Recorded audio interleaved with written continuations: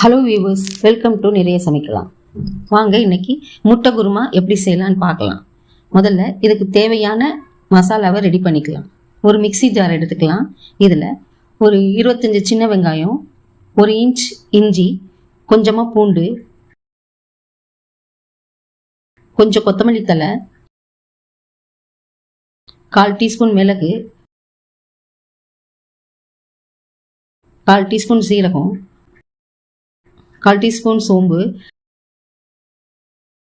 2 தக்காளி கட் பண்ணி சேர்த்துக்கலாம். இப்போ இதை நைஸாக அரைச்சி எடுத்துக்கலாம். வாங்க இப்போ முட்டை குருமா எப்படி செய்யலான்னு பார்க்கலாம். ஸ்டவ் ஆன் பண்ணி கடாய் வச்சு கடாய் சூடானதும் 2 டீஸ்பூன் எண்ணெய் ஊற்றிக்கலாம். இப்போது கடாய் சூடாயிடுச்சு. இப்போ 2 டீஸ்பூன் எண்ணெய் ஊற்றி எண்ணெய் காஞ்சோன்னே இதில் 1/4 டீஸ்பூன் மஞ்சத்தூள், 1/4 டீஸ்பூன் மிளகாத்தூள், கொஞ்சமாக உப்பு சேர்த்துக்கலாம்.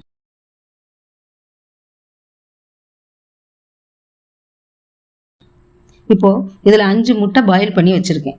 இதை 4 கீறி இந்த மசாலாவில் போட்டு வறுத்து எடுத்துக்கலாம்.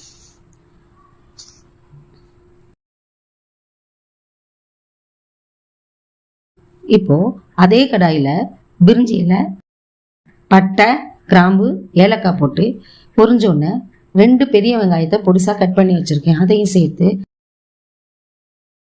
நல்லா வதக்கிக்கலாம். வெங்காயம் நல்லா வதங்கினோன்னே இப்போ இதோட அரைச்ச மசாலாவை போட்டு பச்சை வாசனை போகிற வரைக்கும் வதக்கலாம். இப்போ மிக்சி ஜார் எடுத்து 1/4 மூடி தேங்காய், 1 டேபிள் ஸ்பூன் கசகசா சேர்த்து நைஸாக அரைச்சி எடுத்துக்கலாம். இப்போ மசாலா வாசனை போயிடுச்சு.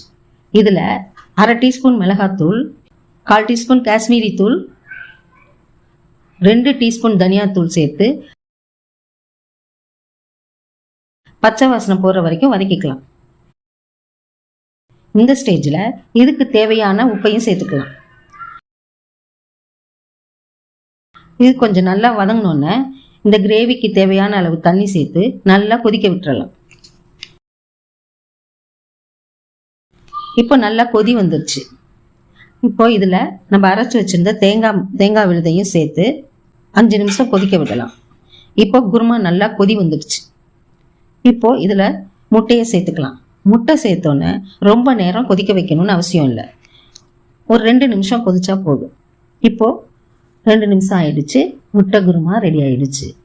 இந்த குருமா சாதம், சப்பாத்தி, இட்லி, தோசையோடு சேர்த்து சாப்பிட ரொம்ப நல்லாயிருக்கும். இந்த குருமாவை செஞ்சு பார்த்துட்டு எப்படி இருக்குன்னு சொல்லுங்கள். இந்த வீடியோ பிடிச்சிருந்தா லைக் பண்ணுங்கள், ஷேர் பண்ணுங்கள், சப்ஸ்கிரைப் பண்ணுங்கள்.